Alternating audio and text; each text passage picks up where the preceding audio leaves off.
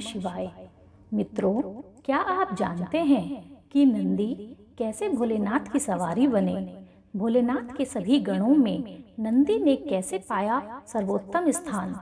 क्यों हर मंदिर व शिवालय के बाहर नंदी जी जरूर होते हैं? आइए जानते हैं आखिर क्यों भगवान शिव और नंदी एक साथ विराजते हैं। हिंदू पौराणिक ग्रंथों में भगवान शिव और नंदी के बारे में बहुत सारी कथाएं मिलती हैं। हिंदू शिव पुराण में एक कथा का वर्णन है जिसके अनुसार शिलाद नामक मुनि के ब्रह्मचारी हो जाने के कारण उनका वंश समाप्ति की ओर अग्रसर हो रहा था। यह देख उनके पितरों की चिंता बढ़ गई। मुनि शिलाद तप और योग में लीन रहते थे, जिसके कारण वह गृहस्थ जीवन में प्रवेश नहीं करना चाहते थे। परंतु उनको भी इस बात का डर सताने लगा था कि उनके बाद उनके वंश का अंत हो जाएगा। इसलिए शिलाद मुनि ने पुत्र की कामना से इंद्रदेव को प्रसन्न करने के लिए कठोर तप किया। इंद्रदेव मुनि की तपस्या से प्रसन्न होकर प्रकट हुए।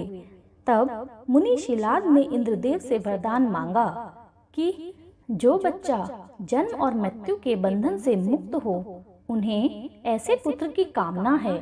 लेकिन इंद्रदेव ने उन्हें इस प्रकार का वरदान देने में असमर्थता जाहिर की और बताया कि उन्हें इसके लिए शिव की आराधना करनी होगी। तब मुनि शिलाद ने भगवान शिव की कठोर तपस्या की। मुनि की तपस्या से प्रसन्न होकर भगवान शिव ने उन्हें दर्शन दिए और वर मांगने के लिए कहा। तब शिलाद मुनि ने शिवजी से कहा, प्रभु, उन्हें ऐसा पुत्र चाहिए जिसे मृत्यु छू न सके और उस पर आपकी कृपा सदा बनी रहे। भगवान शिव ने उन्हें आशीर्वाद दिया और अगले ही दिन जब शिलाद मुनि खेतों के बीच से गुजर रहे थे तो उन्हें एक नवजात बच्चा पड़ा हुआ मिला। तब शिवजी ने उन्हें कहा, शिलाद, यही तुम्हारा पुत्र है। मुनि शिलाद ने बच्चे को उठा लिया और उसका नाम नंदी रखा। जब नंदी बड़े हुए तो एक दिन दो सन्यासी शिलाद मुनि के आश्रम में पहुँचे। उन्होंने चलते समय सत्कार से प्रसन्न होकर मुनि शिलाद को आशीर्वाद दिया और नंदी के लिए एक भी शब्द नहीं बोला। पूछने पर सन्यासियों ने बताया कि नंदी की उम्र कम है, इसलिए हमने इसे कोई आशीर्वाद नहीं दिया।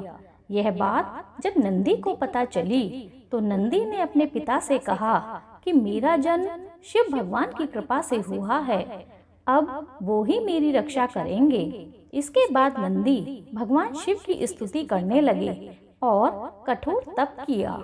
नंदी के कठोर तप से प्रसन्न होकर भगवान शिव प्रकट हुए और नंदी को वरदान में अपना प्रिय वाहन बना लिया।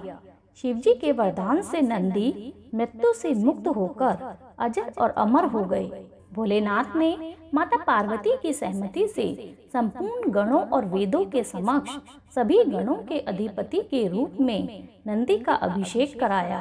भगवान शिव ने नंदी को यह वरदान भी दिया कि जिस स्थान पर उनका वास होगा उसी स्थान पर नंदी निवास करेंगे। तब से लेकर आज तक हर मंदिर और शिवालय में जहाँ भगवान शिव होते हैं वहाँ उनके सामने नंदी की स्थापना की जाती है। इस तरह नंदी नंदीश्वर बन गए और हमेशा शिवजी के साथ रहने लगे। ओम नमः शिवाय।